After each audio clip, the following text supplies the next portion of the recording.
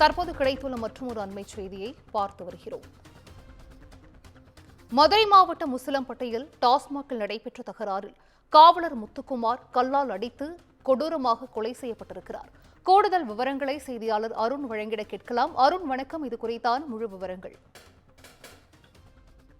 வணக்கம் சிந்துஜா. மதுரை மாவட்டம் உசிலம்பட்டி அருகே அரசு டாஸ்மாக் கடையில் மது அருந்தபோது ஏற்பட்ட தகராறில் காவலர் ஒருவர் கல்லால் அடித்து தாக்கி படுகொலை செய்யப்பட்ட சம்பவம் தற்போது பரபரப்பை ஏற்படுத்தியிருக்கிறது. மதுரையில் கடந்த 10 நாட்களில் இரண்டு காவலர்கள் கொடூரமாக முறையில் தற்போது தாக்கி கொல்லப்பட்ட சம்பவம் தற்போது பரபரப்பை ஏற்படுத்தியிருக்கிறது.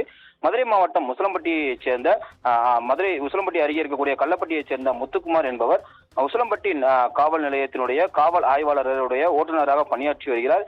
இன்று வழக்கம்போல் பணியை நிறைவு செய்து வீட்டிற்கு திரும்பும் போது முத்தையன்பட்டியில் உள்ள இருக்கக்கூடிய அரசு டாஸ்மாக் கடையில் மது அருந்தும் போது அங்கு மது அருந்திக் கொண்டிருந்த அடையாளம் தெரியாத சிலரிடம் ஏற்பட்ட வாக்குவாதத்தில் காவலர் முத்துக்குமார் மர்ம கும்பலால் கல்லால் தாக்கி படுகொலை செய்யப்பட்டிருக்கிறார். இந்த சம்பவமானது பரபரப்பை ஏற்படுத்தியிருக்கிறது. மேலும் அவருடன் இருந்த கள்ளப்பட்டியைச் சேர்ந்த ராஜாராம் என்பவர் படுகாயமடைந்தது.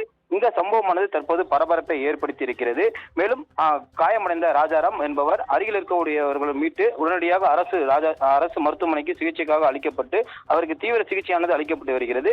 மேலும் தகவல் அறிந்து வந்த அங்கு நகர் காவல் நிலைய போலீசார் அவரது உடலை மீட்டு பிரேத பரிசோதனைக்காக உசிலம்பட்டி அரசு மருத்துவமனைக்கு அனுப்பி வைத்திருக்கிறார்கள். மேலும் சம்பவ இடத்திற்கு விரைந்து வந்த மதுரை மாவட்ட காவல் கண்காணிப்பாளர் SP அரவிந்த் தற்போது உசிலம்பட்டி DSP சந்திரசேகர் தலைமையிலான போலீசார் சம்பவ இடத்திற்கு விரைந்து வந்து தீவிர விசாரணை மேற்கொண்டு வருகிறார்கள். கடந்த 10 நாட்களில் மதுரை மாவட்டத்தில் 2 காவலர்கள் கொடூரமான முறையில் தற்போது கொலை செய்யப்பட்ட சம்பவம் பரபரப்பை ஏற்படுத்தி இருக்கிறது.